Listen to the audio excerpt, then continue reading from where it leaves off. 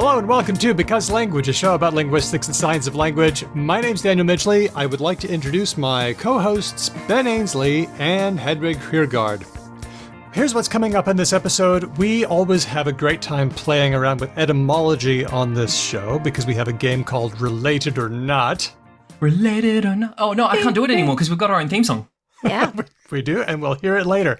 Okay. But we are rank amateurs compared to this guy. I've been reading his analytic dictionary of English etymology. He's blogged for years under the name The Oxford Etymologist. And he's on our program. I'll be talking to Dr. Anatoly Liberman. Oh, that sounds like heaps of fun. I would like to ask him the etymology of rank. Rank. like rank amateurs. Does that mean stinky or does it mean a ranking of things? I want to know. Oh, no. Well, he's got a new book titled, rather tantalizingly, Origin Uncertain. That's a good title. I'm giving that a big Ben Ainsley tick. That's what it always says in etymological dictionaries, either Origin Uncertain or Etymology Dubious. Origin Uncertain, Unraveling the Mysteries of Etymology. I'm also going to ask him what he thinks about our game, Related or Not. Oh, okay. That's fun. I'm a little nervous. Hopefully, Etymology Daddy doesn't smack us down. I know. Yeah. That's what I'm worried about. This is far too simplistic. Well, we'll see what he says. Hopefully he looks at us and goes, rank amateurs. Now, interestingly, rank is a... Does anybody want to do the plug? I'm tired of doing the plug. Ben, do the plug. Completely apropos to nothing at all, I thought I'd just jump in here real quick and mention, if you are listening to the dulcet tones of Hedwig and Daniel and the somewhat less dulcet tones of Ben Ainsley, and you're thinking to yourself, damn, You're dulcet. these are some nice ideas spoken by nice and Ben Ainsley people, and I think that I would like to support the show somehow. Well, the way you can do it is by jumping onto Patreon and contributing a little bit of money. Now, it's not just buying a whole bunch of drugs and sex workers for the three of us, although that does happen. It's not just that. And it's not just that.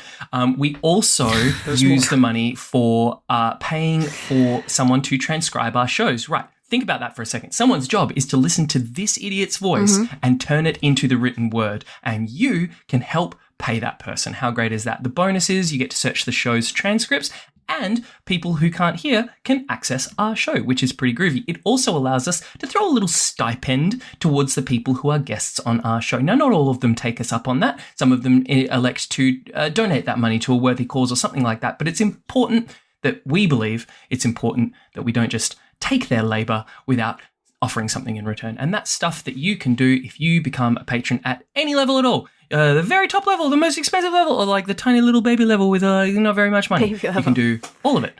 You just head over to patreon.com and search for Because Language. That's patreon.com/becauselangpod. All right, time for some news. What's going on in the world of linguistics? We've all been doing teaching. We're all teachers as well as learners. And of course, the most fulfilling part of teaching is marking. But did you... I thought you were going to go with like shaming children. I was like, yes. Oh, that's good too. But no, it's definitely marking. Love it. Can't get enough. No?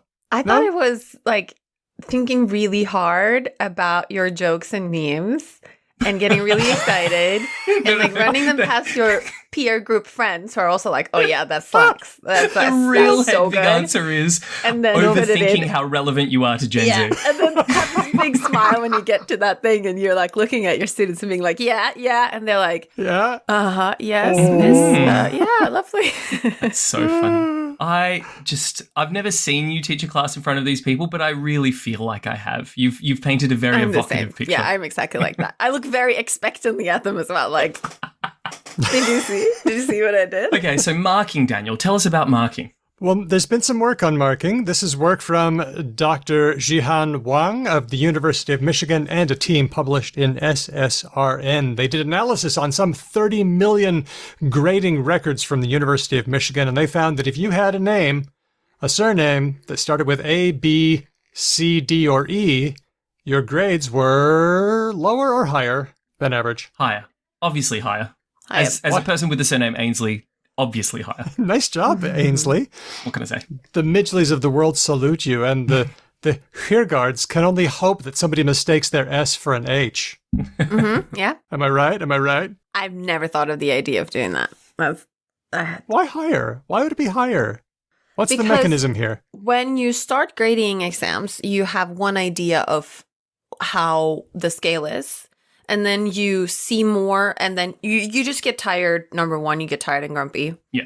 That's I was gonna say definitely one drunkenness thing. or grumpiness is at play. The other thing is, I actually feel like it could go either way, because in the beginning, you grade them to work against your abstract idea of what a good answer would be. And at the end of the Yes. grading, you have a lot of input on what people actually said. So I actually So find you myself know what the normal doing, distribution looks like. right. Mhm. I actually find myself doing the opposite, because at the beginning, I'm like, well, my imagined answer is not like that. And then when I'm halfway through, I'm like, oh, no one got my imagined answer. I should be nicer. You do the Principal Skinner thing. Am I wrong? No, it is the children. It's the children. Except you do the opposite. You're just like, oh, I must be wrong. Yeah, I'm like, no one got that. Oh, okay. Well, I thought that was a really good question. Oh, yeah, okay. yeah. Well, students whose surnames start with A, B, C, D, or E got a 0.3% higher grade out of 100 points. They also found that if students came later in the alphabet, they got, quote, comments that are notably more negative and less polite. Now that tracks. That makes absolutely sense. tracks. By the time you get to the end of your stack and people are doing dumb things, I will often just write on a paper, why, and like circle something. Yeah. The authors say we kind of suspect that fatigue is one of the major factors that's driving this effect, because when you're working on something for a long period of time, you get tired and then you start to lose your attention and your cognitive abilities are dropping.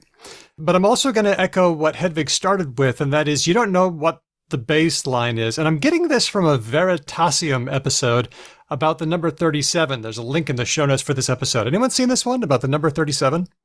Oh, that people think that that's a good random number if they get asked? That is very much a part of it, but it also explores the relevance of 37. So let's just say you're trying to figure out who to partner up with in your life. There are two suboptimal strategies. One is to accept the first person that comes along. That's a bad strategy because you don't know what's out there. Okay.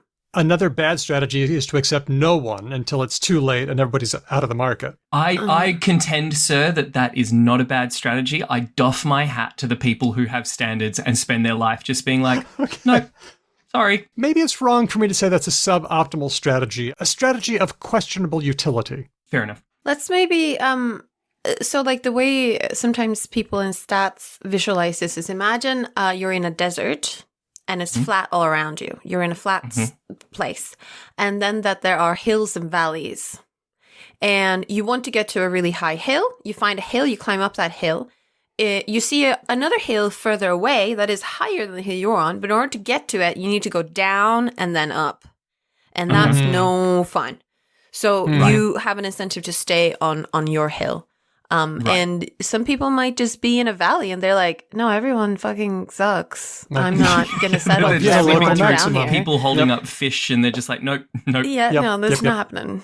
Yeah. So the optimal strategy, apparently, is to play the field a little bit, find out what's out there. And the math suggests that you should automatically reject the first 37% of what you're imagining 100% is going to be. Okay. And then after that point, then you accept anybody who's better than what you've already seen, because the first 37% was training data. So you can apply this to marking. If you start from the beginning, you don't know how well everyone has done, so you might not be too tough on them because you're still fresh. Yep. By the time you get about a third through, you've seen enough to know what the range is and how good they are generally. And so one fix for this would be just don't mark. Just read a bunch. Just glance at the first 37%, but that would eat into your time. So maybe not 37%. So now's the bit where I want to chip in. This is a 0.3, so a 0.3% out of 100% difference. Which can make a difference. And down. Yep. Can it? Barely. Can it? I was going to ask. I am astounded that the thing is that small. I would have thought the effect would be way bigger than this. 0.3 of 1% is goal. Okay, unless you're on the border. I wonder how many people and how strong that effect is. Like, how significant is that effect? Yeah, obviously. And look, if they're reporting it, you have to imagine it's at least somewhere above like a 0.6 or whatever, right? But even if that's the case, right? Like we talk about this when we talk about stats a lot. There's two things that we want to kind of care about, right? Like how how strong is the effect? How significant is it? But then also, like, if there is a linkage, how significant is the thing that it does? The effect size. And so in this case, even if this is like an R of 1, I would argue that it still doesn't matter. Because like 0.3 is almost never even a rounding error, right? Like you could add 0.3 to most people's things, and even with rounding, it won't change what's going on most of the time. Yeah. So like, I've got to be honest, if someone's on 49.7 and the 0.3 takes them over the edge, or the flip side, 51.3 or 51.2 or something. Okay, another thing to remember is that when you look at the students who are alphabetically lower, they got a 0.3% lower score. So what we're talking about is a 0.6% spread, and that can add up over an entire classroom. Also, like the humanness of that, like I don't know about you, Hedvig and Daniel, but if anyone ever gets 49, I give them 50, right? Yeah. I figure out how to give them 50. Well, there you go. I mean, and that 0.3% could matter a lot. I don't give them 50, but I what I did recently now when I graded, you get fun insights into my grading, is first of all, I get random codes for the students, so I don't know their names, so I don't know what order they're in. That's good. Yeah. Good. Then I took I had 50, and I took the first 10 that I came up in the order, and I graded them, and then I had a meeting with the person who had graded the course before, and I was like, they're giving some of these responses that I hadn't imagined. I was imagining this grading. What do you think? And then we talked it over, and we settled on like a sort of procedure, and then I regraded those 10, and then I graded everyone. And then anyone who was right on the pass fail, I went through and checked, like, was I being overly harsh or not? If I found that I wasn't, that I was like, no, this is exactly like I graded everyone else, then they did fail. Okay. Fair enough. Okay. Well, I think that's very sensible. You got 3 teachers talking about marking, Daniel. This is going to go for a while. You got to wind us up. I'm going to wind it up. So we've talked about numerical patterns, especially Benford's law, where the number 1 seems to be the first digit of many sequences, very strangely. Hedvig, you and Steve talked us through that. But this was an interesting example of an alphabetic effect where there seems to be a certain bias in a certain direction. I remember years ago we did a story about published by like someone name starting with a Z about like the bias towards early alphabetical names in published papers and stuff like that. Like that was a thing that we've touched on as well. Yes, that was more recent than a couple of years ago. There is a very strong tendency for alphabetically early names to get cited more often. That's right. But teachers, let me give some suggestions. Randomize your marking. Canvas and other marking apps allow you to turn on random, make it random by default, and try to stay fresh. And also, just try reading a few just to get a feel, just so you're not giving overly generous marks to early students. Do a little pilot study. Thank you. This is not, I don't know about you guys, but overly generous is not a problem I have with marking. This is not something I struggle with. Our next item have to do with sound associations. I am going to give you 2 words, and they are describing, in your mind, I need you to imagine a jewel. Got it. Like the thing that would sit on the top of a pirate treasure chest as you enter the cave, gleaming enticingly. The thing that I try to steal when I'm wearing my catsuit dodging lasers. Yes, exactly. It's a jewel. It's imagine diamond, sapphire, emeralds, blah, blah, blah. Okay, I'm going to say 2 words. Now you have to imagine 2 jewels. Okay. Okay, gotcha. Okay, 2 jewels, I'm ready. 2 words. And the first one is going to be called upu. And the second one is going to be called iki. Okay. Now I want you to tell me which one of them is the brightest, shines the brightest if you shine light on it. Oh, it's Iki. Iki definitely shines the brightest. 100%. Yep. Okay. Like, I feel like it has a sound cue as you enter the cave. Like, the light falls on your face and it's like... Iki. Yeah. Okay. Which one is largest? Ubu. Upu's huge. Upu's Iki might be huge. Okay. And which one is... And now I have to remember which the third category was. Hardness. Oh, darn it, Daniel. Okay, hardest. So if I wanted to cut glass, which one of these should I use? Iki or upu? Iki. You should probably use Iki. Yeah. Okay. All right. So I feel like the reason we're in this pirate cave is because Iki will be placed into some kind of space laser that will allow us to like mine things on Ganymede or something like that. What is upu good for then? Sitting in a museum on a giant pedestal with a plaque that's like, this was really important to some people that we stole it from. Oh, God. Well, it's nice and big. Okay, well, in a study by Kimi Akita and others, they studied these things. So they gave people a set of words where they varied the vowel, as you noticed, with E and U, and also the consonant. And then they asked them a bunch of questions. And they wanted to know if speakers of Korean, Japanese, English, and Mandarin had different associations between these sounds and fun. these properties. So again, they were brightness, size, and hardness. What's the noun for hardness? I think it's hardness. Hardness is fine. Hardness. And they made this lovely little sort of map illustration that you can go look at, where you can see the vowels I, E, A, U, O, U, U. The letters in the International Phonetic Alphabet don't map one-on-one onto Swedish or English, so I have to think a lot in the back there. I could see the cogs turning. It was very impressive. Oh, well. And they found that basically everyone thought that E were small things and bright things, but there was some variation there as well. English thought that U was dark, Oh, yeah. E was dark, but not A. So, roughly speaking, languages tend to agree. Yeah, in the abstract, they say that just about everybody agreed on stuff. The Japanese speakers associated the voiced stops like G with large and dark jewels, whereas Mandarin speakers associated I with small and bright jewels. U and A were both considered dark mostly. Right. Now, here's another interesting thing. Japanese, Mandarin, and English speakers associated U, that is to say vowels that use lip rounding, U, with darkness and softness. Now, my question is, why would U be dark? Why would our brains go, U is a dark sound? And why would our brains go, U is a soft sound? What's the connection for those two things, and are they linked? That was my question. Wait, are you asking what is the individual connection between U and dark, U and soft, or what is connection between dark and soft? I'm kind of asking all three. Why would U, let's start with those two things. Why would U have those two qualities associated I have some with it? thoughts. Mm-hmm. Okay.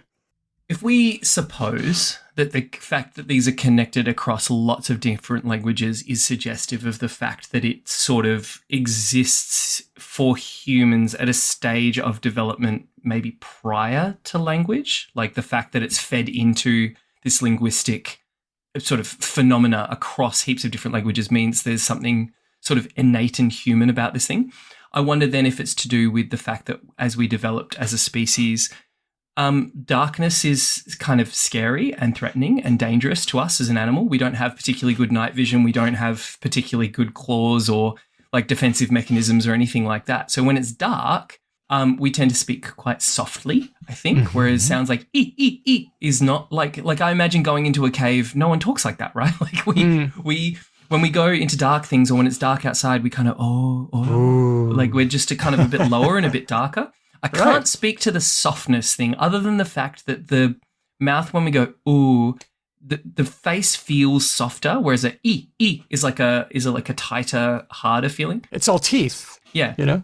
Yep. Hedvig, you've read what the authors wrote. I read what the authors wrote, and I also I'm downloading because they put all of their data online, all of their code, all of the stimuli, and I'm listening to some of them now because I was wondering if the speaker was producing E at a slightly higher pitch than U, because I would. So I'm trying to listen through, but I know the people who wrote this, and I highly suspect that they've been controlling for that. And if she did anything like that, so this isn't, by the way, a computer simulated recordings. It's a person who's saying the words. Okay. So it sounds like a person. So I studied sound symbolism a whole lot back in my degree. And one of the theories that was going around was that oo, like when you say E and you say oo, just try it. E-U, E-U, E-U. When you're saying the E, everything's more toward the front of your mouth, toward your teeth. But when you say oo, it's back farther in your mouth. It's called a back vowel. Yeah, that's what the vowels are. That's how they are. And it's dark in there. the further back you go. The mouth cave. Oh, The mouth cave. You're in the mouth cave. Why not? Because this was speculative even when I was studying it, but it's one thing.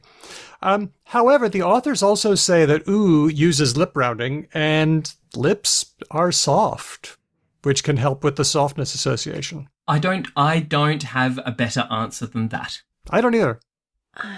There must be some motivator. There must be some motivator. Something in our brains is going, ooh. I think it must be primal, right? Like it must be a monkey brain thing. And the reason I say that is because primates those are the kinds of sounds that you do see chimps and gorillas and orangutans and other sort of like higher order primates doing a lot, right? Like they have a lot of high screechy vowels, and they also have a lot of like low lip rounded vowels and that sort of thing. So I think our usage of these things as a species predates us as a species. And so I think it's going to be really hard to tease apart how we relate to this thing, which is like, I don't know, older than certain aspects of our physiology, potentially. I also wanted to say that, like, you may be overinterpreting here because it could be that E is associated with brightness and smallness, and therefore U is associated with all the other things. Right, like that is it's good. Not this, then that kind of thing. Right, elimination. Like, don't go digging where there might be nothing. No, I want to dig. That's what this show is for. I watch a lot of TikTok and a lot of podcasts of just people sitting around talking about Pop-Tarts. So if I want to dig into the linguistic physiology of monkeys, I'm going to do it. We're not academic. But that's your job. To the listeners, this paper is really cool. It has a lot of really cool co-authors. One of them, Bonnie McLean, also has her own website and wrote up like a little non-academic, like a little bit more public-friendly summary of the paper. Nice. And all of the sounds are up. You can quite easily access them and listen to them and test it on your friends and family, maybe if you want. And the map illustration that they made with the different vowels where they show what's associated with where is also quite easy to understand. So I think this is an A+ for like accessible thing. It's like a research question that's accessible. It's accessibly presented. It's transparent. I think it's very job, good. Team. 6 thumbs up. Good job. All right. And thank you, Hedvig, for bringing it to the show. Related or not?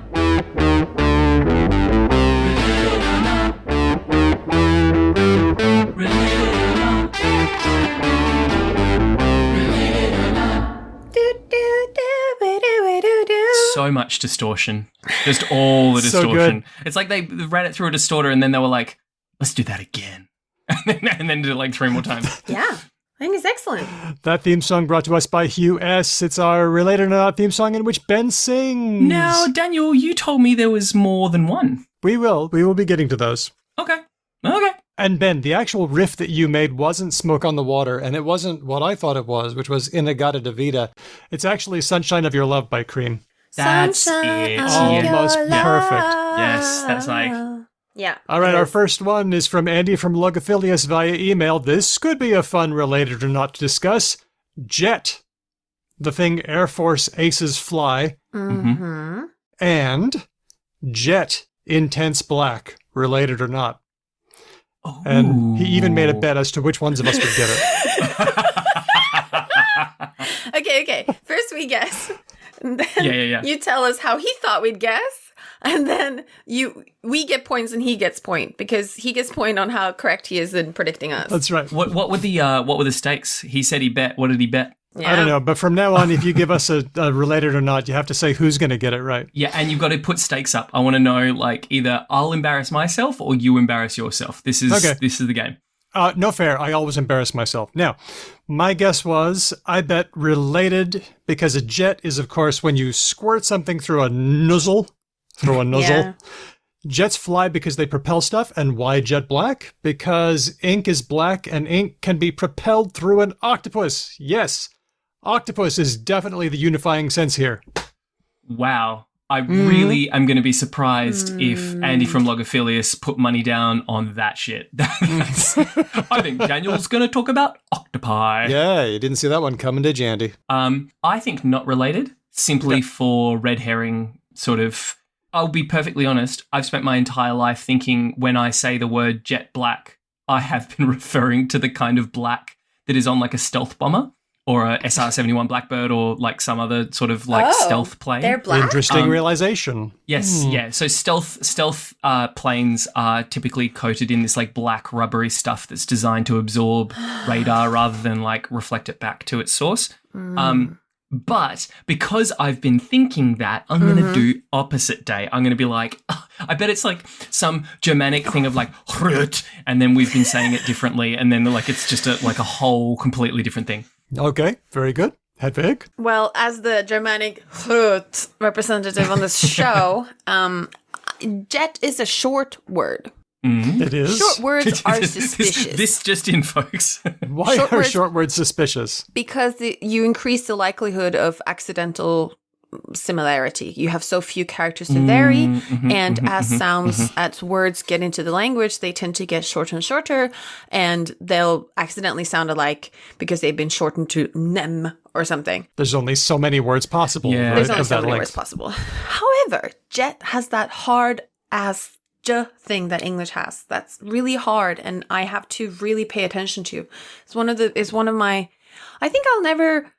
Fuck, I'm married to an Englishman. I've been living in an English country. Like, I'm not gonna get better than this. This is it. What you see is what you get. As good as I am now is as good as I'm Reached your gonna final get at form. English in my life, Yep. and I that is hard. Are you saying that like it's really hard for you not to be like yet? Yeah. Yeah. Okay. Fair enough. That's totally understandable. It's like sheep and cheap and beer and bear and wine and vine. They're hard. okay. They're hard. Yeah. Fair Classic. enough. So short but with a spicy consonant. Oh, have we done wine and vine? Oh. I'll put that on the All list. right, it's on the list. Anyway, please. Anyway, continue. so it's short, but it's got one of those spicy English hard ones for me, which is like, Yep. they're special to me. So if you share that sound, that means something. But I'm still going to go with too short, not related. Okay, I said related. Hedvig and Ben said not related. Andy from Logophilius guessed that Hedvig and Daniel will get it, and Ben won't. Whoa, so we're already wrong. The answer is they are not related. Hedvig gets Get it, in, and son. Ben We gets and it. Andy. So, jet black comes from a stone called jetstone. It's still called that. Oh, wow. So once upon a time, there was this town in Asia Minor called Gages, and they had black stones, and this was the stone of Gages. It was Gagates in Greek. Gagates. Is that related to garnet or gannet? No, they aren't related at all. This worked its way into French as gaillette, from Gagates to gaillette, and then in English as jet. Oh, literally the exact thing that I said was going to happen is what happened. It's shortened down. Yep. And then the word jet, like squirting water through a nozzle, comes from Proto-Indo-European ye, to throw or impel. And can I say that this suggests a strong connection to yeet? The jet and yeet are related. Yeah, I fair enough. Okay, fun. good job, you two. Thanks to Andy from Logophilius on that one. TLC on our Discord, related or not, holster and holder. Okay. Wait. The username is TLC. TLC. That's teal, the color, plus C, the body of water. Oh, I thought it was like, no, I don't want no scrub. No scrub. Scrub is a guy that can't get no love from Yeah. me. Sitting on the passenger side of his best friend's ride, trying to hot ride me. It's very good. While we're off track, how many and stir pairs can you think of? Like, there's a spinner is not the same thing as a spinster. Isn't it? Not really, Oh no. my god. Yeah. No, it is. That's why we call them spinsters, because they were They're spinners. spinning, they spinning at the wool. wheel. Yeah, they're home making wool. They are related, but what's the difference between a spinner and a spinster? Why are there two words? Why are they two words? Because the one is more like an agent, like like as a person. I don't know. It's probably an agenty thing. Yeah. Huckster? Versus a Hucker? hucker. I thought of if we're talking about hucking things, there's a lobber and a lobster. Those are different. I don't think that's a thing. No, I'm out. I'm out of stir endings. Well, I did think of one. During the great financial crisis of 2008, there was a term that arose, a bankster. Oh, no, I don't recall that. There were bankers, but then there were banksters. People referred to banksters if they wanted to impute some kind of crime. Mobster, prankster. Oh, a pranker is not the Mobster. same as a prankster. So what's the difference? Ooh, interesting. But see, a lot of these things, I don't think a pranker is a thing. I and I don't think a prankster mobber is like is a repetitive, like that person does that all the Oh, okay. time. Whereas if you had one Frequentative. scene and you asked like who's the prankee and who's the pranker, you could point. Oh, okay. I get you. Interesting. Mobster, all right, so- I don't know what a mobber is. Sorry. Yeah, neither do I. Okay. Well, let's go back to holster and holder. They clearly describe the same thing, but are they related or is there a difference? I'm going to let Hedvig go first on this one because I jumped in I'm on the sorry. last one. What is a holder? Like something that holds something, like a candle holder or like a cup And holder a holster is like for guns. the thing Like you it's wear on on your your hips. hip when you're a cowboy. Yeah. And Yeah. not candles. I'm going to go with not related. I think that this is one of those, like, it's so close that it can't be a thing. Okay. Mm-hmm. Not related. Hedvig, maybe I'll do mine. I Yeah, said, yeah, sure, let's make it related because I have this connection in my head between and stir. Okay. Yeah. What do you say, Hedvig? I don't know. I think could be inanimate. Stir is more repetitive and animate. I don't know. You got to know. That's the point. That's what the game is. You got to make a call, man. Wait, what the call is? Are they related or not? It's the name of the game. Do we need to do the song again? Well, I think the is related to the and then the st is the new part. Yeah, but so you okay, are saying okay. related then. So like holder and holster are related through the hold. Through Yeah. through the No, through the Okay. Okay. The whole and is stir unrelated. are related through the the whole is unrelated, folks. Very good. Thank you. All right. This one is, Ben, you're right, but Hedvig, you win. You win twice. Oh, what? Because stir is connected to Istrian. That's Proto-Germanic. It was an agent suffixed, which was the same as It was just the feminine form of which is why spinsters are women. Okay, so what's the whole thing then? That one is the part that's different. Holder is, of course, from hold, but the hole in holster is a different word, something like hide, something hidden, which, you might keep your gun a bit hidden. Okay. And so, there we go, not related. Thanks to TLC for that one. Killing this today. Last one, Angry Balls gave me the idea for this one, but I've changed it. I'm going to give you 3 pairs of words about money. Only one of the pairs is related. Okay, find the Confederates. Roman denarius and English dollar. That's one. Wait, denarius and dollar. Yeah, gotcha. Yep. Number 2, Indian rupee and the Russian ruble. Mm-hmm. And number 3, the Chinese yuan and the Japanese yen.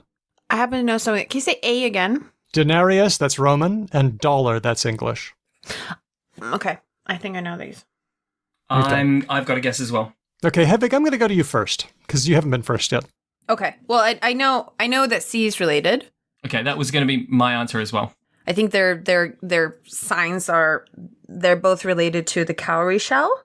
Yep. They have a little thing that looks like they have 2 little feet that are the little clam feet that walk around. I was also going to say C for the reason that a huge amount of Japanese culture is adopted Chinese culture. As in, like, we're talking many hundreds of years ago, but like when I was traveling around Japan, a lot of tour guides were like, we mostly just stole everything off China like many centuries ago, and then we just kind of made it our own. So I'm just going to work from those tour guides and go, that's what I think happened. Yeah, and like Tokyo means eastern capital, right? And Beijing is northern capital. It's like they're all something together at some points in time. Sometimes we're massively simplifying. You are both correct. Yay! Rubles and rupees? Rubles and rupees are not related. Rupee comes from Sanskrit rupia, which is wrought silver, whereas ruble is from Old Russian, something like to chop or to cut, which suggests that maybe they were chopping coins out of this lump of silver or something like that. Not related. Also, denarius and dollar not related. Since you both got this right, I'm taking it to a tiebreaker. Ooh, fun. Angry Balls wanted to know, is ruby related to either rupee or ruble? If it's related to either, Okay, so now we know that the ruble one has to do with cut and that the rupee one has to do with silver. Silver. You I'm going to go cut, no. Ben, I'm going to coach you. Don't get distracted by the B. The ruby. Oh, I'm not. I'm Okay, entirely good. distracted by the fact that ruby is an English word. I don't believe that Sanskrit or Russian necessarily calls a ruby a ruby. I can help you by telling you that Swedish calls it rubin. So, okay. But we're also Germanic, so like you don't need to care. Yeah, exactly. Okay, so Ben says not related. Is that right? Correct. And Hedvig, are you going to go yes related or nah? Really? So the game is related to both. Either one. Or is it completely on its own? Neither. I think it has something to do with red. Okay. Yeah. You are both the champions. You both win the tiebreaker, and therefore you are legends. Comes from Latin, rubinus lapis, the red stone, which is interesting that in Swedish it's rubin. That's direct from Latin. Here you go. Nice going, you two, and thanks to Angry Balls for giving us that one. And if you want to send us a related or not question, we're trying to get through them all. We're having fun doing it, so thanks for sending them. Just send them to hello@becauselanguage.com. We'll get to them as soon as we can.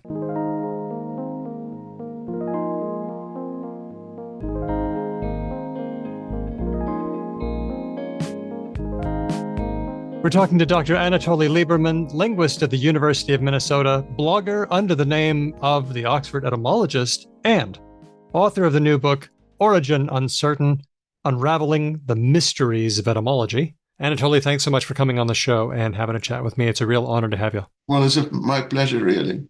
Let's talk about the title, Origin Uncertain. As it's abbreviated, Orig Uncert. We see it a lot in dictionaries and etymologies. Sometimes it's just there, the trail goes cold. You can't go back any farther. When that happens, as an etymologist, what do you do? Yes. Well, first of all, let me tell you that there is a cornucopia of such words: origin uncertain, unknown, unclear, debated, and so on. Etymologists are very clever when it comes to concealing their ignorance. It is uncertain because etymology means origin, and the origin of most things is unknown. It all depends how far you want to go. If you want to know why it is raining now, for example, where I am now, it's raining. It's very easy to explain because there are clouds and everything is fine. There is no great explanation. But when you begin to discuss it all in detail, why it sometimes rains in the morning, and why it's more often not so, then you have all kinds of questions. Words are sometimes very old, and they appeared from nowhere. It's especially true of slang. Everybody knows it, that when you have a slang word, it comes from nowhere. But of course, it does not come from nowhere. It comes from somewhere. Someone always coins a word, and that's how it is. And sometimes we know where the word started. Sometimes we know something about it, but especially if you deal with such very ancient words, come, go, get, see, hear. They were coined so long ago, there is no way of finding out who coined it, how, and what the motivation behind the coinage was. And dictionaries very often stop there. They say, oh, here is a word. It's this. They offer a whole list of cognates. Oh, read, that's what it is in this language and that language, which is totally uninteresting. Who wants to know how it is in German, French, or Spanish if you want to know the origin of an English word? But when it comes to the root, so to speak, why this root, then we're in trouble. So we usually don't know the origin of any word if you want to go, as they say, the whole hog. If you want to discuss the beginning of beginning. And that's why dictionaries are so sly or so coy about the origin of the word. But sometimes it's fine. We know where the word comes from, or at least part of it. So it doesn't surprise me at all. Well, one thing I noticed from reading Origin Uncertain is that I used to have the idea that you're trying to find a thread that can take you back, but no, you're You're talking about finding a web. You say, okay, here's a word. It belonged in this system. We think it went back to there, but wait, if that were the case, we should find other words in similar languages that had the same word, and we don't. So now we have to lean away from that and go over here. This was what I noticed with tip, where you had to find not only where tip comes from, but also sort of a whole range of words that have to do with tippling and being tipsy and tipping things over and tipping a coin into somebody's hand. It's a whole neighborhood. Correct. If it is a word which has a root and a suffix or a prefix, you try to find the meaning of the root, of course. Very often you are misled. You think that tipsy, it's because you tip over. It may be true, it may be not. It's what people think is true. Really, very few etymologies are final. Some of them are, and some of them are not. Well, let me give you an example. When something goes wrong, someone falls down, children especially say, ouch. And it seems that this ouch is a natural sound that one makes. No, it's extremely artificial. When one is in pain, one begins, as they say, in the United States, to holler. I don't know whether to holler is American or not, but it's H-O-L-L-E-R. One begins to holler. Nobody says the genteel and nice ouch. It's probably even a word borrowed from Dutch. That is a word that came from another country and then was assimilated and became English.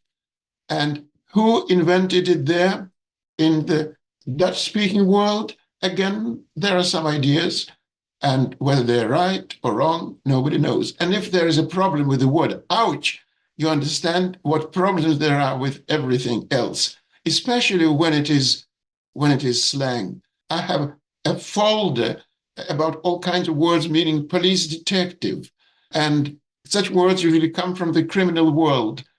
And how do you find the root there? There is a great book in German written in the 19th century about this language, and there are many books in English, but they say something, yes, or perhaps it's a gypsy, that is Romany, as they say now, and perhaps not. So when you really come to the beginning, you're always in doubt. Well, I guess I want to take it to a question by our listener, Diego, now, who asks, how many unknown origin words do we still use in English, like boy and dog? And do we have more or less compared to other languages? I guess what you're saying is it's a matter of timescale. Yes, indeed. I had the same question about 25 or 30 years ago when I decided to have a list of all words about which it is said in dictionaries origin unknown, uncertain, debated, and so on, one of those formulas which I have already mentioned. And there are about 1,000 of them, about which dictionaries say origin unknown. But it doesn't mean that they know the origin of the words whose origin is known. They only know something about them. Origin unknown means that people know practically nothing about them. As to the number, so lots. You may say to your listener, Diego, that there are lots. And my ambition many years ago, decades ago, was that I should write exactly such a dictionary of only such words whose origin is debatable, unknown, and so on and so on. And my analytic dictionary, which is in an introduction, is all about such words. And the most irritating thing is that the most common word, boy, girl, and so on, are obscure. As to the other languages, of course, I cannot say anything definite, but I know it from German, Scandinavian, Dutch, and the Romance languages, approximately the same proportion. Okay, let me take it then to a similar question by James, who asks, when words have an unknown origin, I suppose we're talking about the 1,000 words in your folder, are there common but false origins attributed to those words? People assume it came from X, even though it clearly came from some other unclear place. Are there degrees of unknown? Of course, all etymology is about this. There are practically only opinions.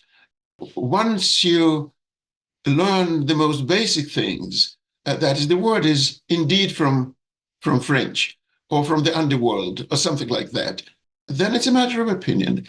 If you look up a word in a really good dictionary, good etymological dictionary, because a real dictionary, even like Webster's or even the great and incomparable OED, is not an etymological dictionary. It's a dictionary only which provides etymologies. But if you look it up in an etymological dictionary, you simply find a list of opinions. Some people think so, some people think so. And the editor sometimes says, this opinion seems better than that one. And that's it. That means that there's probably no way of finding the answer. But sometimes, just sometimes, you have an inspiration. You think that that is really where the origin of the word is. I've had it a few times. That is, I've discovered etymologies which I think are beautiful, which doesn't mean that anyone will agree with my etymology. Etymology is a scholarship, a branch of scholarship, which is all about disagreement and debate. Then tell me an example of an etymology that you think you probably got it right, but which might be controversial. It's the word wife, whose origin is unknown. The problem with the word wife is, of course, it meant woman. Today it means spouse, but it was woman. And the German word Weib means just woman. The main problem, there is a volume of opinions. One can write a book, 300 pages, only about what has been said about the word, because the word is so basic and everybody wants to know it. But there is one problem. And if you don't answer this question, then you haven't answered anything. The word Weib, which is German, is neuter. How is it possible? That is, to those listeners who don't know anything about genders, masculine, feminine, and neuter. English has no genders. German does. French has two, Romance languages have two, and Latin had three, masculine, feminine, and neuter. Now, the word for woman should be feminine. That's so obvious that there is nothing to discuss, and yet it's neuter. It's das Weib, and it was neuter everyone. I've looked over all the hypotheses and found out what I very often find out, that the most important thing is to try to discover what everyone has said about a word, which is very difficult because the literature is scattered. And that's why I produced that huge bibliography of English etymology. And now if you want to know the origin of a word, you look it up there and you find that someone said something about the word in the Gentleman's Magazine 300 years ago, and someone said it in another journal, Notes and Queries, 100 years ago, and I'm very proud that now you can look it up, but it does take time to look it up. Anyway, I thought that the word wife was a collective word with the root we and the suffix b, and that the word went back to the time when the word for women was a collective word, so that the word, I thought, meant all the females together, and that's why it's neuter. And it's still neuter, but it makes no sense. Is this etymology correct? I have no doubt. I have written a long article about it.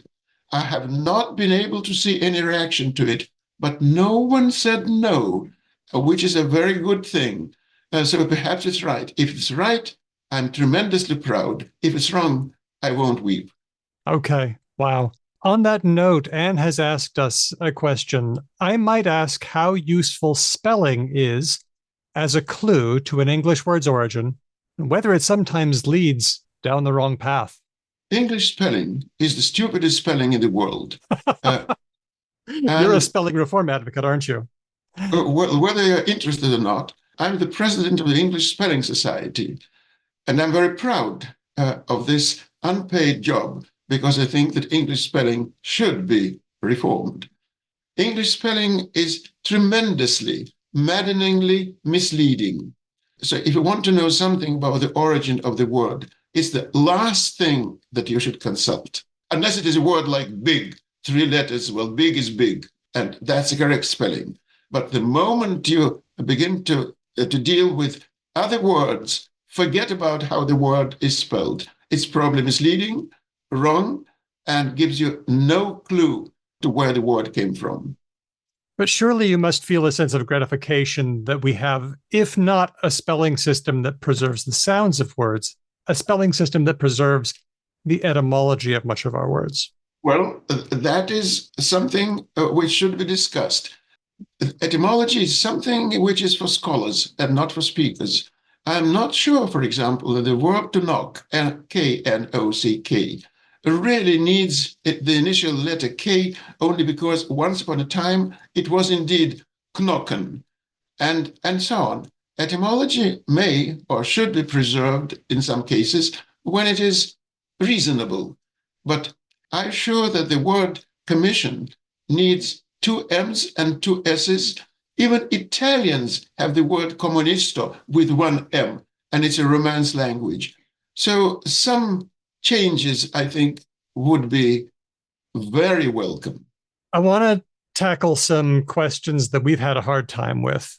We have a game that we play called Related or Not. And we, in our own simplistic way, try to say, okay, do these words come from the same source, or is the similarity merely coincidental? Now, one day we tackled scapula and scalpel. And Yes.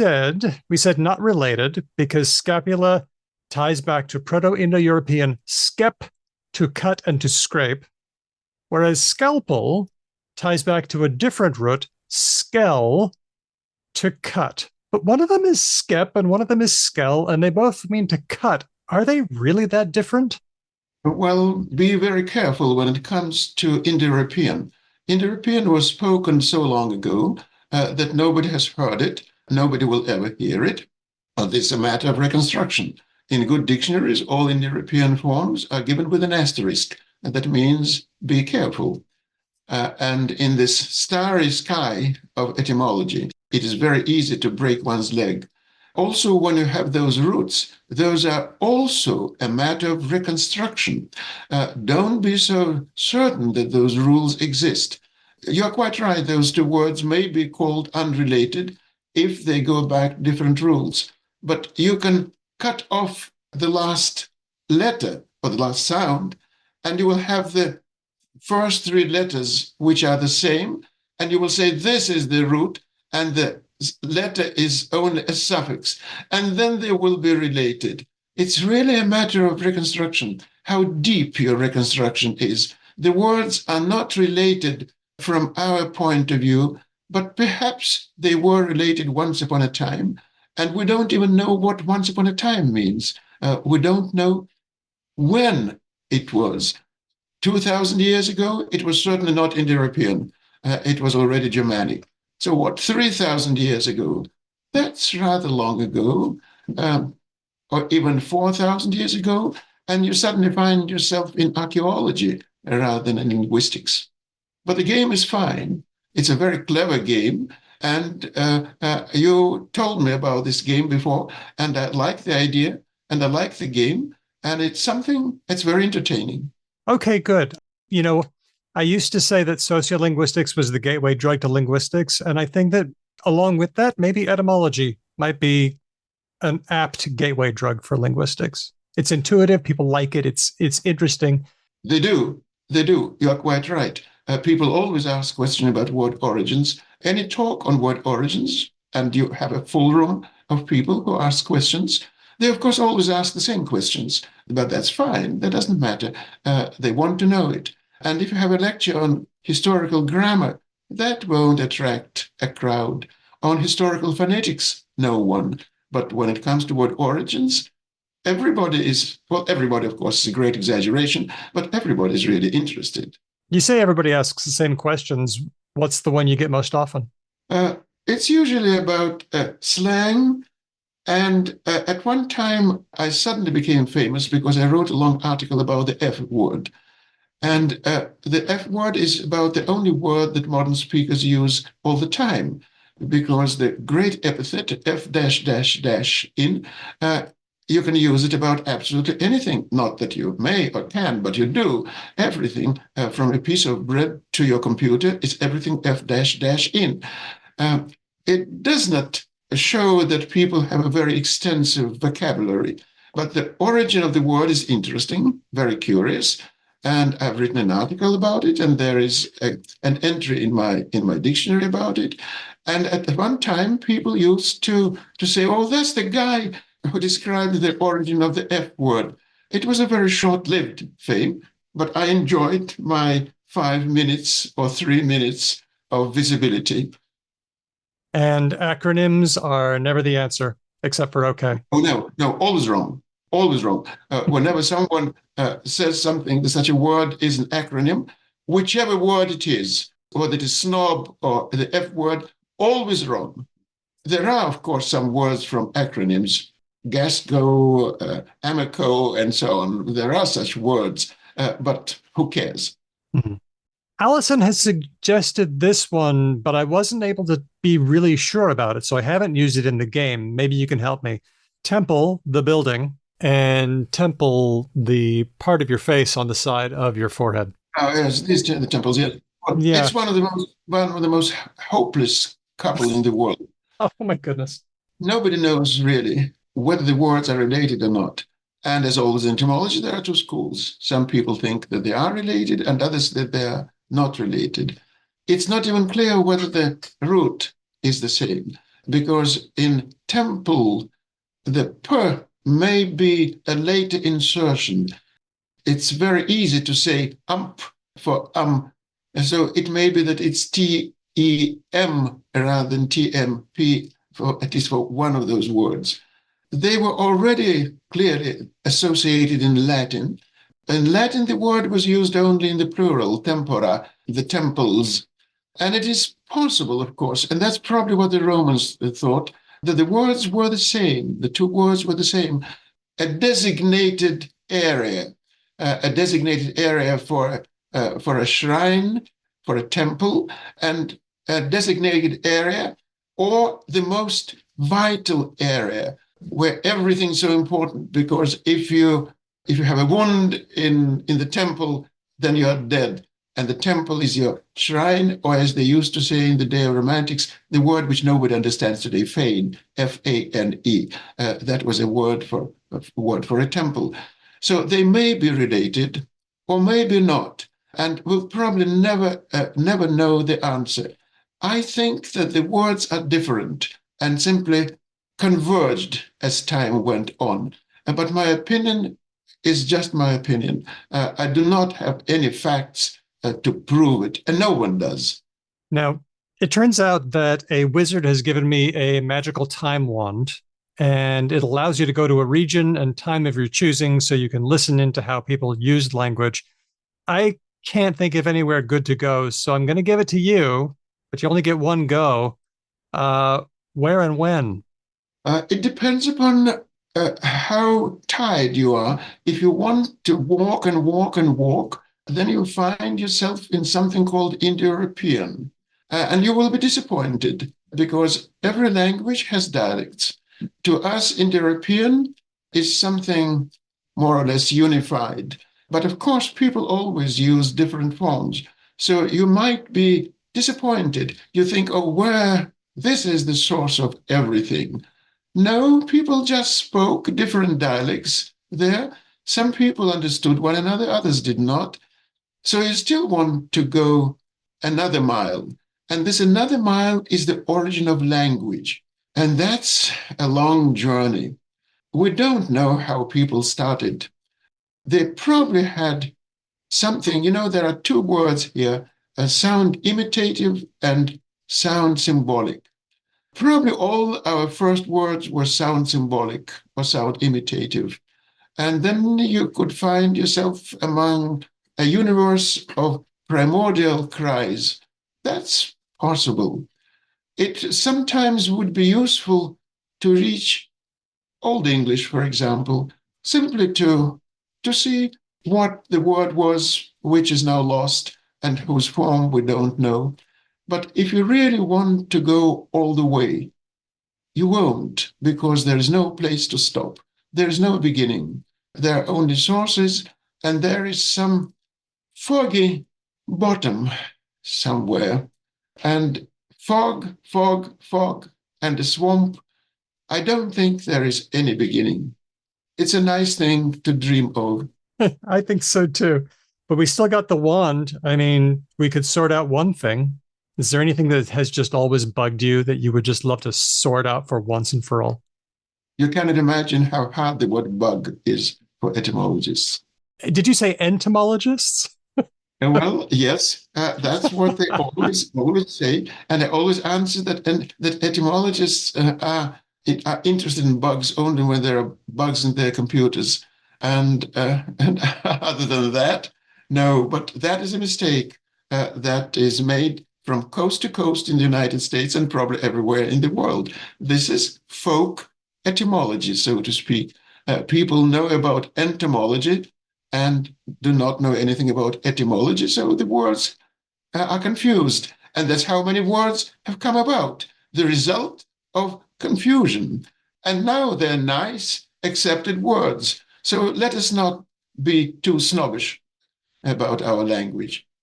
We did have a question a while ago from listener Pontus, affectionately known as Moon Moon, about folk etymology. And we thought that maybe that was kind of a slight on the folk. You know, some of those folk were pretty clever. And really, the difference between folk etymology and etymology was just certainty and time. How do you think about folk etymology? Folk etymology is guesswork.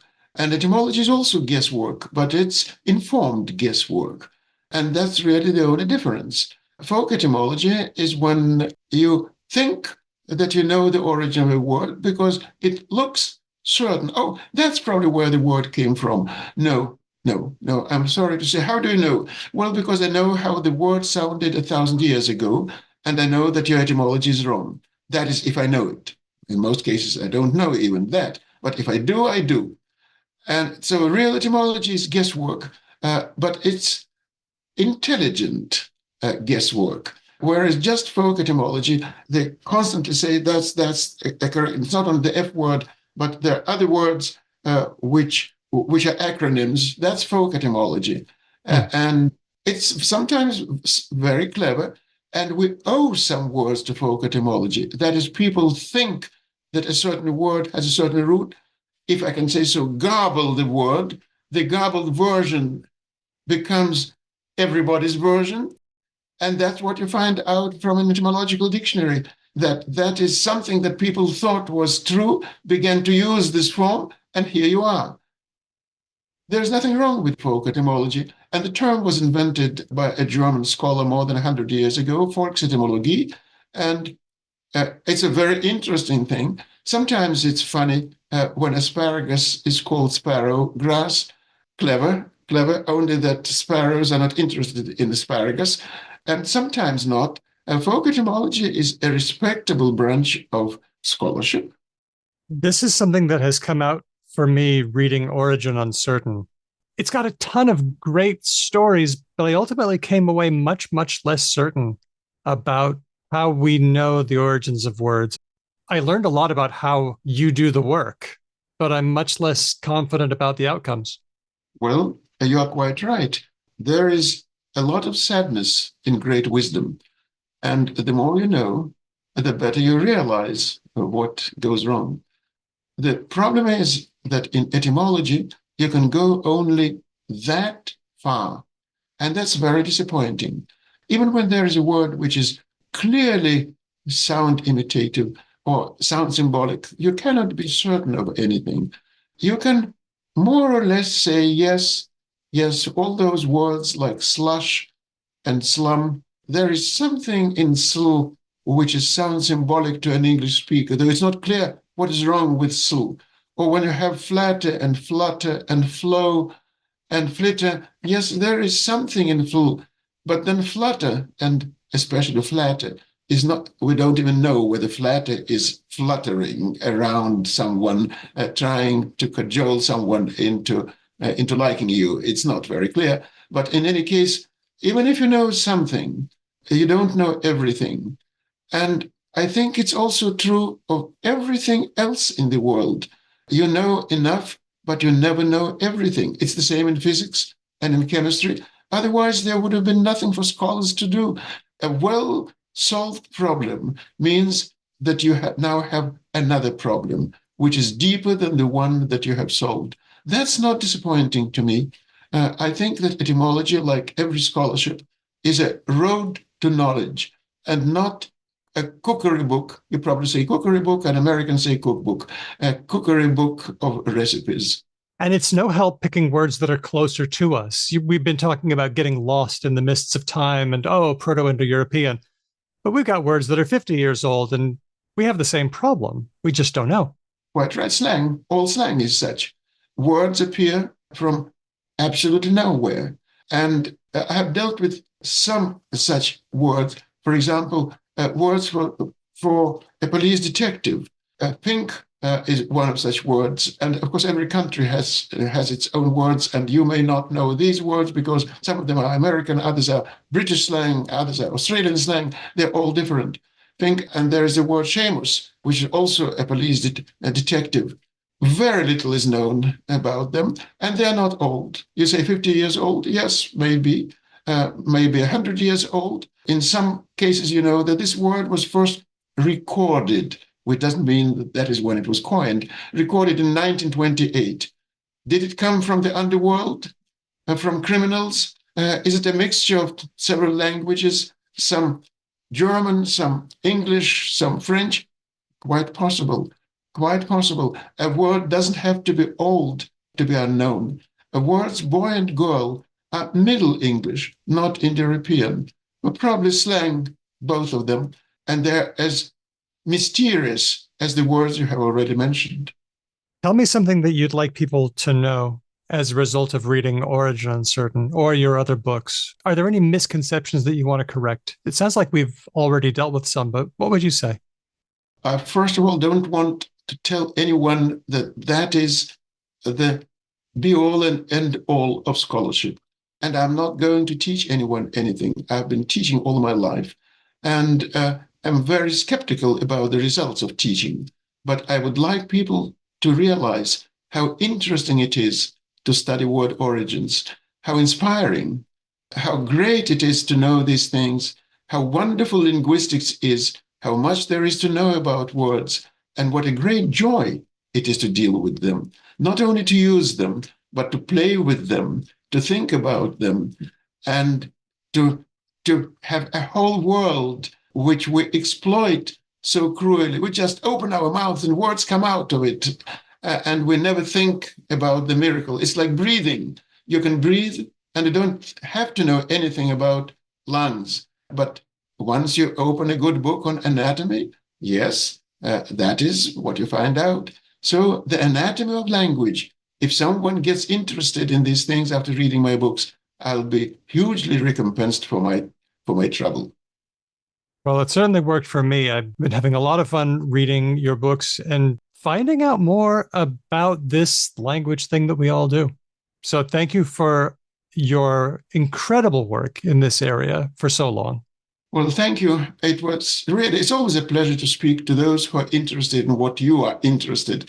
And it was a great pleasure, has been a great pleasure speaking to you. Thank you very much. We've been talking to Dr. Anatoly Liberman, author of Origin Uncertain, Unraveling the Mysteries of Etymology, available now from Oxford University Press. Anatoly, thanks once again for hanging out and chatting with me. Thank you.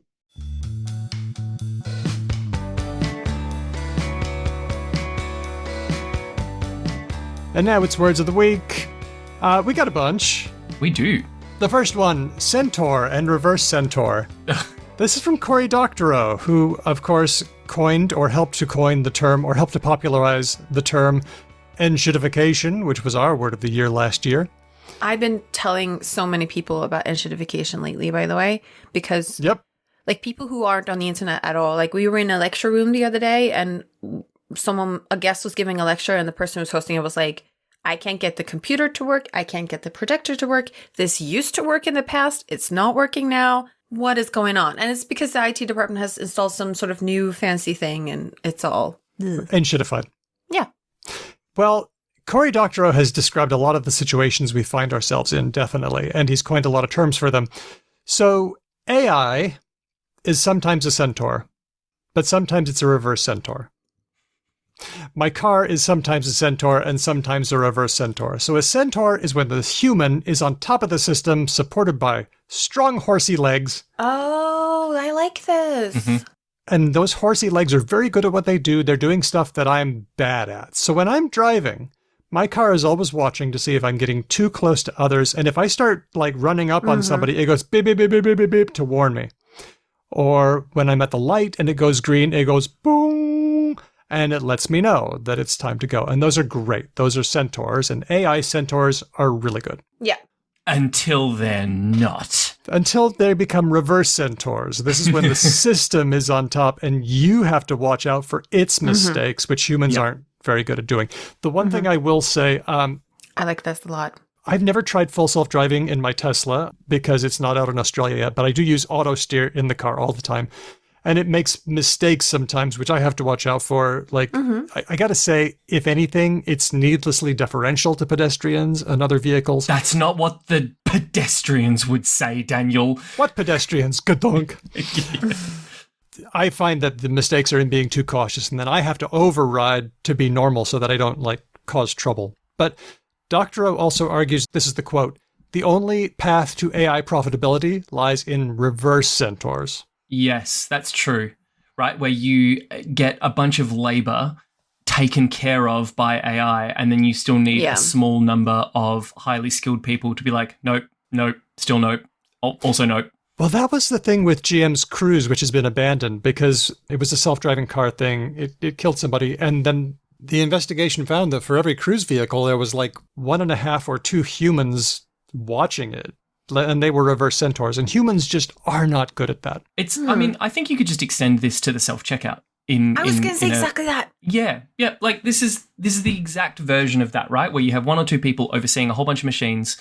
But as anybody who has been through the self-checkout knows, those poor humans have to just like pinball around that little zone, just like problem solving constantly. Yep. And a problem will occur, and I'm like, why would that happen? They're like, I don't know, and I don't care at this point, but this is the solution I know. I press boop, boop, boop, boop, boop, and then you can go from here. And I'm like, okay, great.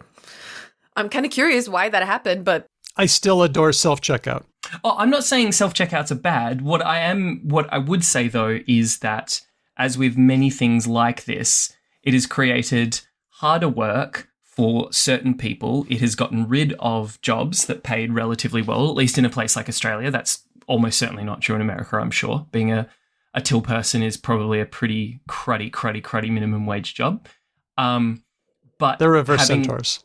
Having a minimum wage job is better than nothing. Anyway, point being, reverse centaur is a wonderful, if somewhat complicated, evocative imagery to try and convey how this works. I think it's quite jargony, but I think for the people in that world, like for those of us who think about AI and its role and stuff, it's a really helpful mental heuristic about like which one of the two is working. I think so. I think it's good recognizing that there's stuff humans are good at, and there are stuff computers are good at, and there are things that they're therefore tasks that should be allocated based on our ability to perform accurately on those tasks. And when I see people, my colleagues, doing tasks where I'm like, you're renaming files, or like you're sanity checking that all your file names are this, like we could do a script, like you don't, but there comes a certain cutoff. Like there's like some tasks are worth doing manually for a certain amount of objects, and then you want to automate it, right? So sometimes I step in a little bit too early, perhaps, because I get so excited by the idea of solving something. Randall Munro famously has a great comic about this on XKCD. It's like you multiply the amount of time by the thing, but then invariably nearly all of us just happily spend 4 hours trying to make it work for a task that would take 1. Yeah, exactly. I saw someone say like, oh, this would take you 10 hours. I've written a script that can do it, but it'll take it 10 years to run through that script. And it's like, yes, but it'll do it automatically. It'll be so nice. They made a little robot that can do the work for me. And it's so satisfying. But I really like the centaur thing. In our department, we have a group which I'm going to get it right. The abbreviation, so it's CALC, so it's Computer Assisted Language Comparison. And I think I'm going to double check that I got it. Computer assisted language comparison. Yes, I got it right. Nice. And they like to use the term computer assisted for the things they do. So they're like, we're building tools and software that can help historical linguists do things, but we still have an input and an oversight by humans. And instead of saying computational language comparison, which would basically mean the same thing, they've opted for the term computer assisted to be like, that's the leggies. like We're that. still on top. Yeah. It's the horsey legs. I feel like just bringing up the point of instead of sanity check, maybe reality check. Oh, I okay. just feel like doing that. Okay. So next one. This one was suggested by James on Discord. It's wank panzer. What could a wank panzer be? I don't know what this a wank tank. Yes. Yes, Okay. it is. Oh, you mean like it's an army vehicle? Okay, you're on the right track. I thought it might have been you go into one of the vehicles for a little bit of like private alone time. I have one time made out in a vehicle like that. In a tank. That's hot. It was. I was told later that it wasn't technically a tank. It was like like they an had armored personnel carrier? Yeah, something like that. But it looked like That's still really cool. my boyfriend was doing his military service in Sweden, and there was like family and friends visit, and we got to visit, and I got to go inside a tank, and I was like, it'd be really cool if we kissed in a tank, because then I can tell people I kissed in a tank. That's Now you're telling awesome. people. That is It was so 100%. uncomfortable. Achievement They're so- unlocked. It's They're so very uncomfortable tight. in there, Yeah. and a lot of just things sticking out is not comfortable. It's not fun. Okay. So what is a wank panzer then? Yeah. This is, as defined by Urban Dictionary, link on the show notes for this episode, a pointlessly large and overpowered 4x4 vehicle, usually purchased as a boost to driver's ego, who is likely to have some kind of inferiority complex. Now, what other names have you heard for massive trucks? Okay. So I know British people call them Chelsea tractors. Interesting. Because of Like the idea being like wealthy people from Chelsea who don't have any need for a giant four-wheel drive, we're driving them around kind of thing. Yep. I have to say, I feel like we need a bit of a reality check. I live in Europe. Thank you. I live in a like relatively big town. It is good for you to not have a huge car if you want to park Yes. or get anywhere. So Yeah, it's very totally. rare that I see these beasts, actually. Yeah, okay. Yeah, I would imagine large four-wheel drives in Europe are comparatively rare in urban environments, like in Exactly. any kind of urban In environment. rural environments, people have them because Yeah. there's like snow and mud Yeah, and yeah, shit, yeah. and you need it. But in towns, people don't have them. What have you heard, Daniel? What other? I've what heard else do you- yank tank. Yes, yank tank. That's a very Australian one. I've also heard Oh. suburban assault vehicle, which is fun. Oh, Yeah. okay.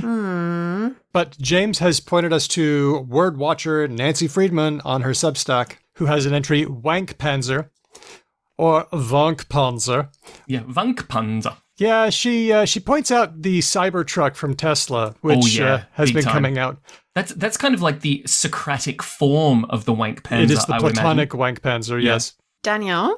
I can't wait to get a wank panzer as soon as they're available in Australia. Daniel? Yes, You're the only Elon boy I know. I'm not an Elon boy. I am a Tesla boy. You just said you wanted a Cybertruck. I think I want that makes you a card-carrying Elon boy. I draw a distinction between Elon and Tesla, but we can talk about that. No. I know you do. I I know don't you disagree do. with that. Okay. Necessarily. Then we know he does. What I would argue, sir, Yes.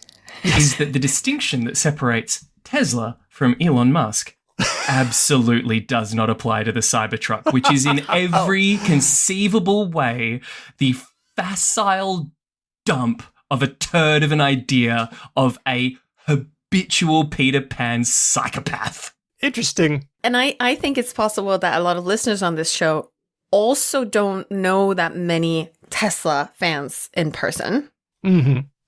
I might be the only one. So I always feel very excited because sometimes you're on the internet and you see people who have a different opinion from you, but you never meet them.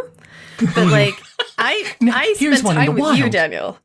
Yep. And so I feel like sometimes I want to do like a little like Tesla check-in to be like, Daniel, so how are you faring with the latest Everything stuff? that's been going on. Yes. So the Cybertruck, okay. for example, seems like, besides maybe being unsafe or not being bulletproof or something, that it's actually like can't go through like you can't wash it. Like it seems like not be a functioning truck. Oh, okay. There's a lot of discussion about that. So full disclosure, I am a Tesla investor. I drive a Tesla. I found that there's a lot of FUD, which is fear, uncertainty, doubt, being spread about the Cybertruck. Like, oh, it gets rusty. Oh, you can't wash it. None of those things are true. oh, you can't take it off-road. No, there are videos of it going up canyons and things. It's a functioning truck. At first, I thought they were weird. Like, if somebody hates them because they look stupid, I totally get that. That's totally fine. I actually, that's not the thing I hate about it. That's not actually my gripe either, believe it or not. Oh, what's your gripe? I think my gripe is the context that Elon has sort of, like, if what he wanted to do was design I'm all for big swings when it comes to, like, aesthetics, whether that's in, like, film or television or whatever, right? And what the Cybertruck Cybertruck represented to me was an acknowledgement that actually very few people use in terms of the total number of like sports utility vehicles sold. Oh my God. 100%. Like 95% of them are not used. So like the fact that it has like a relatively non-functional bed and all that kind of stuff, like that doesn't fuck with me at all. It's more the like grotesque machismo laden, like tech bro, I'm going to shoot it with a gun. It's going to have all of these things. Here's what it is. It's the drum and bass of cars, which is to say, if you were to remove all of the people around the thing who are the most vocal supporters of the thing would actually be pretty cool. Drum and bass is actually pretty great. I love drum and bass. And then you go to a drum and bass gig and you are surrounded by drum and bass fans and your opinion of drum and bass changes substantially. I think it's interesting to have a new shape of car. I think that 100%. Cars all look the same, and I don't understand people who are like, "Oh, that car looks." They're all streamlined. They're all black, white, or silver. But those little creasy lines on them everywhere. They look very identical, and I think that's because they've reached some sort of peak and they can't get out of it. Back in the day, in like the 70s or something, like cars had different silhouettes, and you could tell what a car looked like based on their silhouette. You can't do that anymore, so that's fun. I love that. I am not a driver, but I think that having everything on touchscreen seems bad. I think people have muscle memory associated with physical buttons that they push and sticks and stuff. And I think that reaction time of that motor thing is faster than anything that has to go through, oh, I clicked on a new menu, I want to reverse or whatever it is. I think more things need to be tactile to be safe. There's an argument. Yeah. Anyway, back to Wank Panzer. Can I ask about Panzer for a second? Sure, it's the German tank, right? But Ben, we have to acknowledge that we're in the slightly shitting on Daniel zone. Okay, well, I roll pretty deep in the Tesla community, and I'm on the forums. I'm really there. And I will say that, yes, there is an element of toxic fandom, but there's also a lot of us who, A, love Tesla, B, are pretty intense greenies, and that's why we liked Tesla in the first place, C, are frequently dismayed by and, in fact, can't stand Elon. It is a substantial part of the community. I have this mental picture of you up the back of a drum and bass gig stroking, like chin stroking, and just like quietly talking to people and be like, listen, man, I know like some of like that guy over there on speed who is just like freaking everyone out. He doesn't represent us, man. It's fine. That argument is a tough sell to say Elon doesn't represent us. That's a tough sell. But as for me, the reason I like the design of the Cybertruck is A, it's kind of cool design. B, it reminds me of Atari Battlezone. Do you remember that game? I do. Yeah. Nobody's making that comparison, but that's what it reminds me of. And it's weird and it's so stupid and it makes me laugh. It's the most evocative for me of a warthog, not the animal, the car from Halo. Oh, right. Well, I don't care if people decide to make fun of my car and my tiny penis. I will take all that I shall drive my Wank-Panzer. And I will drive my Wank-Panzer, and I am going to name it the Wank-Panzer, by the way, and I will do it knowing that I am ensuring the safety of me, my family, the other people around me, and the planet. So really quickly, Hedvig, as the closest to a German speaker that we have. Sure, yeah. The Panzer in Panzer, Wank-Panzer, and then obviously Panzer meant tank for Germans starting around like when... Panzerwagen. Right. Same as Swedish. Because Panzer means armor, correct? Yes, exactly. But there are other words for armor too, but Panzer is one of the things that means armor. But so here's my question. Does it also mean panther?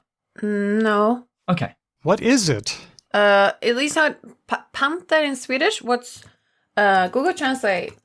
It does seem to mean armor from Middle High German Panzer, and it's related to belly. This armor for your belly. Okay. Yeah, so German is Panther. Oh, so they pronounce the TH kind of thing. The reason I ask is because I've now come to realize, had the wrong association in my head, because German tanks, especially during World War II, were all named after big cats. There was tigers and leopards and all these sorts of things. Yes. And so I had thought that panther was their like ultra, like all tanks are panthers, but then there's like the tiger panther and the leopard panther and the lion panther. Interesting. It doesn't seem to be related. No. Oh, there we go. No. Well, that was a fun little digression brought to you by Ben. I can recommend a really, you know how in Japan you have very niche topic animes and manga? Yes, I do. Yeah. There's one called Pantsu Pantsu, which I can recommend. Okay. Which is, imagine a post-apocalyptic world where all kids go to weird, it's like Pokemon. You see things, but you don't know what's going on.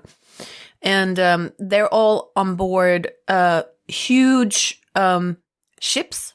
Mm-hmm. The schools are. Yep. And their favorite like sport to do, like you would do like cricket or something, is to play Panzerwagen War. Oh, like little baby wagons. Yeah, so they all get into their little wagons and they play against each other. And then each school is like a stereotype of a country. So like the default school is like Japanese. And then they play against the Americans who are all tanned and blonde and blue-eyed. Yeah, of course. Buff, and bronze, very and like, bitching. yeah. And then they play against the British who are always like drinking tea and having cucumber sandwiches, etc. Cute. And it's anime hilarious. is never a subtle art, is it? Like there's always, it's always just like, they're just like straight up. like you Wikipedia tea, article, national stereotypes. Tea, cucumber. Stop there, boys. We've got what we need. Yeah. Anyway, it's pretty fun. It's called Pantsu Pantsu. Okay, I I'll check it out. Next one. Next. Our last one is suggested to us by Louise via email. Sporulate. That is to say, to produce spores, especially by multiple fission. But why is this a word of the week? Can we backtrack just for a second? Not nuclear fission. Well, okay, this is an important thing that we need to. Do you guys understand what fission is outside of a nuclear context? Because I sure don't. Well, I remember that when you were in D&D and you saw a spore and you decided to hack at it with your sword, it would blast out multiple spores. And wait, but do like mycologists call that fission? We Yes, need they to do. get back to fusion and fission first. Fusion is when you take two atoms and you try and make them into one. Correct. Mm-hmm. And fission is where when you atoms take break apart. and you take them, try to make them into more than one. Yep. So if that's true in general, outside of just molecules and atoms and stuff like that, then fission should be that you have spores and then somehow after you have ejected the spores, they are able to split and become more spores? Multiply.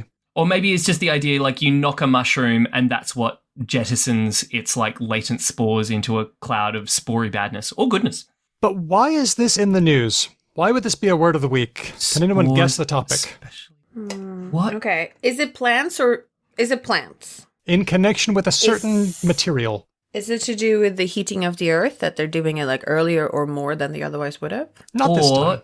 Is it to do with we've figured out how to turn mushrooms into like a person's new liver or like some other amazing substance like a bulletproof window for a wank panzer or something like that? Oh man, I'm looking forward to that. But this one is about plastic. Okay. Oh, We have a problem with we have a problem with plastic. It's everywhere. It's not going away, and it's causing health problems. I But do remember this. Louise has pointed us to an article in Ars Technica by John Timmer with a possible solution. Ben, what is that solution? Mycelium, like the stage of, is it to do with the stage of, so most fungi work in like a 2-stage life cycle, I believe. The first stage is mycelium, where basically like a whole substrate of something gets all like kind of gooey and fungusy and ganky. And then the fruiting bodies, the things that we actually eat, the mushrooms, will grow out of that mycelium substrate. And I believe some people have figured out a way to make that first stage be able to like process waste plastic. You can feed it to them. That's correct. There are some bacteria now that we've found that eat plastic. Good so far. Okay. But how do you get the plastic together with the bacteria that eat them? Well, you could wait until the bacteria finds the plastic. That's fine. But what these researchers have found is a way to embed the bacteria into the plastic during the manufacturing process Okay. so that it's already there. But you don't want the bacteria to eat the plastic right off because then your bacteria is all old and sludgy. So they used a kind of bacteria that A, could handle high temperatures that happen when plastic is extruded. Yep. Love extrusion. Okay. And B, wouldn't activate until the plastic finds its way into some place moist and murky like compost. Okay. Like, ooh. Like, ooh. Call Coon that. poos. Anyway, they found that in experimental conditions, the plastic lost about 93% of its mass, while just plain old plastic that didn't have the spores embedded only lost about half of its mass over the same time. So just to be clear, the atoms of the plastic are being broken down and turned into like constituent parts. The plastic is going away. It is being degraded, biodegraded. Thanks to these bacteria that are grown up, made to sporulate, and then embedded in the plastic. So, wow. Sporulate, Cool. One of our words of the week. So wait, you said bacteria, but we were talking about fungus for the whole time. Yeah, bacteria have a way of sporing as well. Okay, so it's fungus not involved. Sporing is a strategy Okay. that Cool, many cool. items can use. So, centaur or reverse centaur, Wankpanzer, and sporulate are words of the week. Let's say a big thank you to Dr. Anatoly Liberman, all of our listeners who gave us ideas for the show, to Speech Docs for transcribing all the words, and patrons like you for making this show what it is. That's my turn. You can support Because Language in lots of different ways. You can tell a friend about us or leave us a review. Always fun, especially if in your review you give us 5 stars and you talk about how great the show is and then you slag me off. It's really fun. I enjoy that very much. We love those. I like it a lot. Even if you don't actually hate me, just for my edification, if you could leave a review like that, come up with the creative, most cutting Ben Burns you've got. I would really appreciate that. I'll even read some of them out and then react to them live on air. It'll be great. You can follow us. We are Because Lang Pod in all of the socials and places. And you can also send us comments by email. That's hello@becauselanguage.com, or send us your voice. Very fun. We have SpeakPipe on our website. You click on the thing and it's like, please say the thing you want to say. And then that comes to us and then we put it on the I was about to say on the radio, on the podcast. Hedvig's turn now. Sorry, I just read ahead. Yeah, it's funny, isn't it? Yeah. We really appreciate all of our supporters on Patreon, and the things we do with your money, you wouldn't believe. We made some jokes earlier about some of the things we do, but we do good things that make sense, and that I hope you're happy that we spend it on, like that we're able to make episodes at all, the free ones and the Patreon ones, and that we get the transcripts, and you also get little bonuses like little cute little mail outs. You can talk to us on Discord and suggest things to us. We get so many suggestions for you guys. It's amazing. Oh, it's incredible. You also get to hang along, hang up. I think my English is deteriorating. You also get to hang along on live episodes sometimes when we do have those, and that's really nice as well. And now it's time for the time-honored tradition of the shout-outs. Oh, hang on. Andy has sent us an email, and here it is.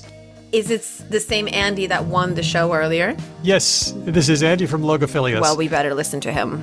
Says, have you ever considered reading your list of patrons in a different order? I'm getting to the point that I can sing along to the list.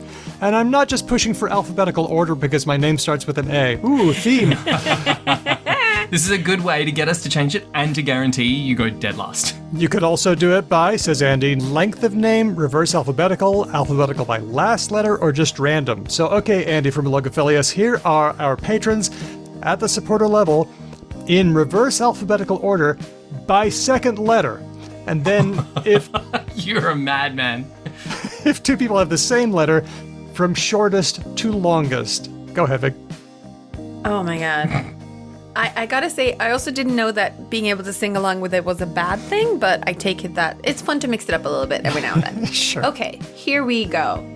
Lissa, Aisha, Louise, Stan, Otim, Steele, Grammarian, Christopher, Aria Flame, Tony, Joanna, Roger, Colleen, Wolfdog, Oh! Molly D, Lord Mortis, Sonic Stenchod, Andy from Logophilius. See, we got two. Yep. Amir, Elias, Alyssa, Nigel, Diego, Nikolai, Rianne, Chris L, Chris W, Whitney, Cheyenne, Pharaoh Cat, Ignacio, Renee, Termy, Helen, Keith, Kevin, Meredith, Felicity, Angry Balls, Sam, Matt, Jack, Kate, Manu, Raj, Larry, James, Kathy, Tig, Raina, Nasrin, Magrath, Canny Archer, John Troy. John Troy. And our newest patrons at listener level, Aini, with a yearly membership. That is... Is that someone you know, Hedvig? If that is not my mum, It is your mom. then it is the second person I've ever met that has that name. That is wild. As a person who owns a mum with a entirely worldly unique name, I share your feels on this one. Okay, well, I will tell you that the person's name is Aini Hvigård. How did she figure that out? How does she know how Patreon works? I don't know, but it is your mum. I'm reasonably certain, unless there's two Aini Hvigårds. No, there's... Yeah, I'm thinking not. No. She's listening to this, by the way. Yeah. Is this okay? Your mum supports you. My mom supports me. Oh my god. Oh, it must be nice. Way to flex it. I already have anxieties about the idea that my employer and colleagues listen. Now she knows that you made out in a tank. I think I told her that was fine. That's gold. What else? And we also have a new listener at the friend level, the Fishmonger, and a new. You can be a part of Patreon without paying at all. There's a free tier, and we have Aluminium Sky on there. And we want to thank everyone who supports us on Patreon. Our theme music was written and performed by Drew Kroplyanov, who also performs with Ryan Bino and Gideon's Bible. Thanks for listening. We'll catch you next time, because language.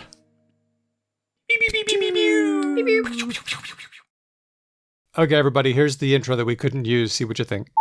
First up, it's Hedvig Hvigård. Hedvig, I would like you to tell me something hopeful that you've heard lately, or something that made you smile. Something kind of optimistic. Have you had anything like that? No pressure. Hold on. Has there been anything? Because we're surrounded by a lot of doom. Yes. Can I get a moment to search? Okay, get a moment. Yep. Something hopeful. No, not that.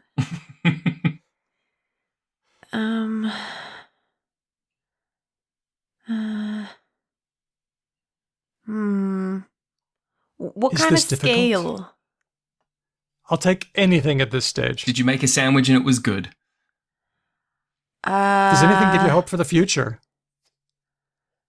Hope? I mean, the things that give me hope for the future are the static thing, like my health bone.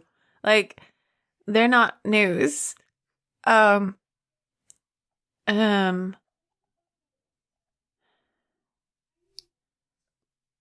This is really I just want to be hard. abundantly clear with all of this time to think. If you ask me the same question, Daniel, I got nothing. Nothing for you. Okay. Someone I know got a grant. Awesome. That's not nothing. That's something. Take the win. To study Estonian Swedish. I think that's pretty cool. Ooh, Estonian Swedish. Okay. That's fun. Yeah, there's Cool. Swedish over in Finland and it's not so much anymore in Estonia, but there used to be. Anyway, and a lot of other people I know didn't get various grants. So. Okay. In the you midst done of good. hope, we are in despair, etc. Thank you, Ben. Ben Ainsley, our third member of our team of three. What do you got? Something that is hopeful that I've run across recently. So, regular listeners of the show will know that I'm a high school teacher and I teach media studies. And so one of the things that I've realized that I've had to shift and adapt in my teaching of the senior years, so in years 11 and 12, when they have to write a lot of essays and do a lot of deep analysis of film and television and that sort of thing, is I've actually had to change the kind of the messaging that I send out to the kids around things like representation and stereotypes. So for years and years and years, I've been teaching for about 12 years now. For at least the first 8 or 9 of them, that series of classes looked like, hey, everyone, stereotypes are simplistic patterns of representation, and you're almost uniformly are super fucked. like they're these like simplified things that do lots of damage in the world and blah, blah, blah, blah. But recently I've had to go, but great news, over the last like 4 or 5 years, we've actually been starting to see real inroads in terms of diverse representations, gender diverse representations, complex representations of characters that were always one-dimensional and stereotypical. You know, like you can turn, you have to look for it, certainly. It's not like it's infiltrated the mainstream and it's across the board. But if you were to, you can see examples of like non-toxic masculinity on display. And you can see examples of, you know, disabled people regularly in the media and all that sort of stuff. And that's actually, dare I say it, kind of a good thing.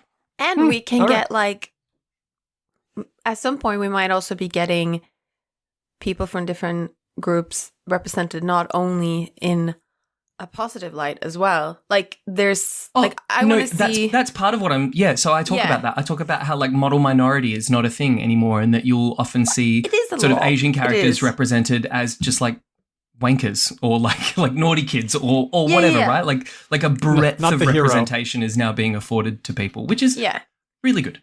And beyond that as well, just as importantly as being able to see those faces on the screen is also those voices are now showing up in writing rooms. So the stories that we get told now are far more reflective. Again, I need to moderate this a little bit. We need to tighten this up. Sorry. Yeah. The increased diversity of representation in both writing rooms and in performances is somewhat hopeful. Yes. Cool. Thank you. All right. And my hopeful thing was I'm doing a lot of discussion, talking to a lot of people who are knowledgeable, and climate change is a serious problem and we can't get complacent, but things seem to be moving in the right direction and the steps that we're taking seem to be buying us a bit of time. So that's my hopeful bit. That could be wrong, but someone's left the oven door of the planet slightly ajar and some of the heat is escaping. Unfortunately, because we're having cleaner air, that means that's we're not blocking as much of the heat as we used to. So, okay, fine. Okay, we got there in the end. This next bit is a little bit not safe for work if you don't want images in your brain surrounding witchcraft and bodies, then maybe peace out now. You would never have a candle holster. No. Sorry, I get this image because there's this like, because at Easter, all the witches go and have a party with the devil, right? Is that Easter or Ear? No, they fly to this place and they have a party with the devil, and there are all these descriptions of like what happens at this party, and they're always like wild. And I think I might have told you about one of them before, which is like that the room is lit up by candles. The women are all like contorted, so they have the bum in the air. And they're the candle holders. And they have the candles in their hoo-haws. Okay. And that's like how the devil's party is lit up. Okay.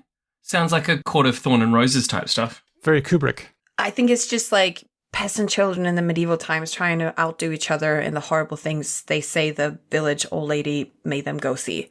I think that's a great game to play in an era before television. I would 100% have played that game. Yeah, that would never get out of hand. They'll never get out of hand. No one will die. But I was trying to think if they were holder or holsters, but I think they're still holders. God. Well, that's going at the end of the show. Well, I said that Hedvig should go first. Now I am rescinding that offer. Yeah, I don't think Hedvig should go at all for that. Okay, I don't. I'm going to go with not related.